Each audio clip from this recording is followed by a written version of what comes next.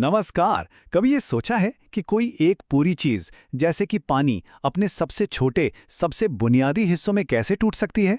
आज हम इसी कमाल की केमिकल प्रोसेस जिसे डीकंपोजिशन रिएक्शन या अपघटन अभिक्रिया कहते हैं के पीछे के साइंस को समझने वाले हैं। तो सवाल ये है कि क्या हम सच में बिजली या सूरज की रोशनी जैसी आम चीज़ों का इस्तेमाल करके किसी भी चीज़ को उसके असली सबसे छोटे टुकड़ों में तोड़ सकते हैं? सुनने में तो ये किसी जादू जैसा लगता है ना?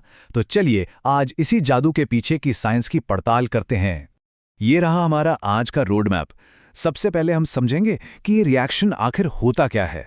फिर दो बहुत ही दिलचस्प एक्सपेरिमेंट करके देखेंगे।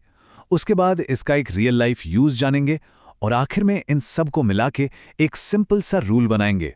तो चलिए शुरू करते हैं। सबसे पहले और सबसे जरूरी सवाल कि ये अपघटन अभिक्रिया या डीकंपोजिशन रिएक्शन, इसका असली मतलब क्या है? देखिए, साइंस की भाषा में कहें तो डीकंपोजिशन एक ऐसा केमिकल रिएक्शन है जिसमें एक अकेली चीज, जिसे हम रिएक्टेंट कहते हैं, टूटकर दो या उससे ज्यादा सिंपल चीजें बनाती है और इन नई बनी चीजों को हम कहते हैं प्रोडक्ट्स। इसको समझने का सबसे आसान तरीका है लेगो ब्लॉक्स के बारे में सोचना। मान लीजिए आपके पास एक बना बनाया लेगो का मॉडल है। अब अगर आपको उसे वापस अलग अलग ईंटों में तोड़ना है तो आपको थोड़ी मेहनत करनी पड़ेगी, थोड़ा जोर लगाना पड़ेगा, है ना? मतलब आपको एनर्जी लगानी पड़ेगी। बस केमिकल कंपाउंड्स के साथ भी बिल्कुल यही होता है। तो थ्योरी तो हो गई, अब देखते हैं इसे एक्शन में। हमारा पहला एक्सपेरिमेंट ये दिखाएगा कि बिजली यानी इलेक्ट्रिसिटी कैसे मॉलिक्यूल्स को तोड़ सकती है। इस प्रोसेस को इलेक्ट्रोलाइसिस या वैद्युत अपघटन कहते हैं।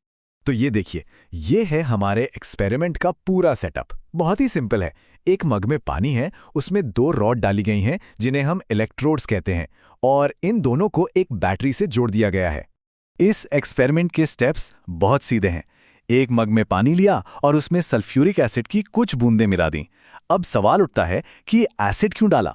वो इसलिए क्योंकि सादा पानी बिजली का बहुत अच्छा कंडक्टर नहीं होता। एसिड मिलाने से करंट आसानी से पास हो जाता है। फिर इलेक्ट्रोड्स के ऊपर टेस्ट ट्यूब रखकर बस बैटरी ऑन कर देनी है। और जैसे ही स्विच ऑन करते हैं, देखिए दोनों इलेक्ट्रोड्स पर बुलबुले उठने लगे हैं। ये गैस टेस्ट ट्यूब में ऊपर की तरफ इकट्ठा हो रही है। लेकिन जरा ध्यान से देखिए, एक टेस्ट ट्यूब में गैस दूसरी से डबल है। ऐसा क्यों भाई? इसका जवाब पानी के केमिकल फॉर्मूला में ही छिपा है, जो है H2O। बिजली की एनर्जी पानी को उसके असली हिस्सों यानी हाइड्रोजन और ऑक्सीजन में तोड़ देती है। और क्योंकि पानी के हर मॉलिक्यूल में हाइड्रोजन के 2 एटम और ऑक्सीजन का सिर्फ 1 एटम होता है, हमें हाइड्रोजन गैस डबल अमाउंट में मिलती है ना कमाल की बात? ठीक है, तो बिजली से तो हमने चीजें तोड़कर देख ली।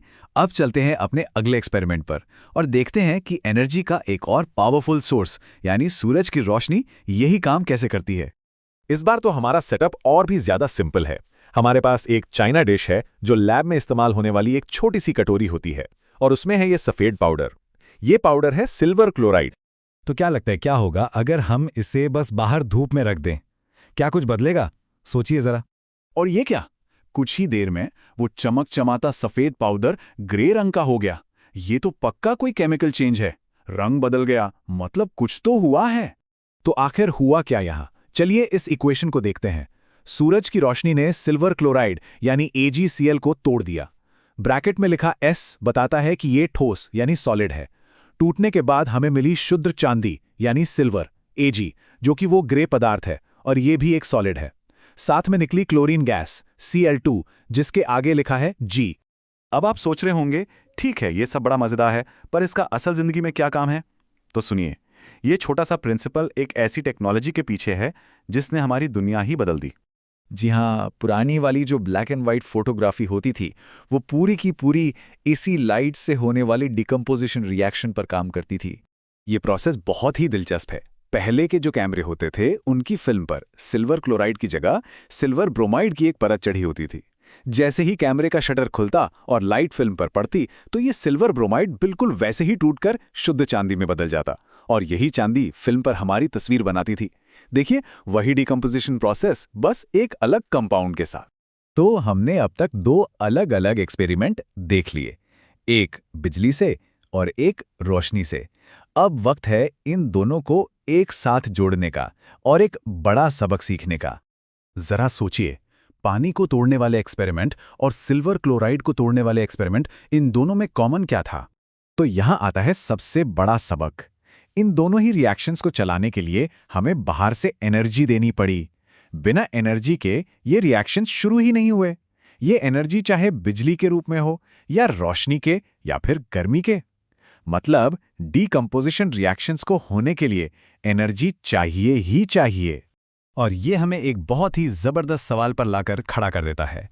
अगर एनर्जी चीजों को तोड़ सकती है, तो क्या चीजों को जोड़ने से एनर्जी निकलती है? ये कहानी है एक और तरह के रिएक्शन की, जिसके बारे में शायद हम फिर कभी बात करेंगे।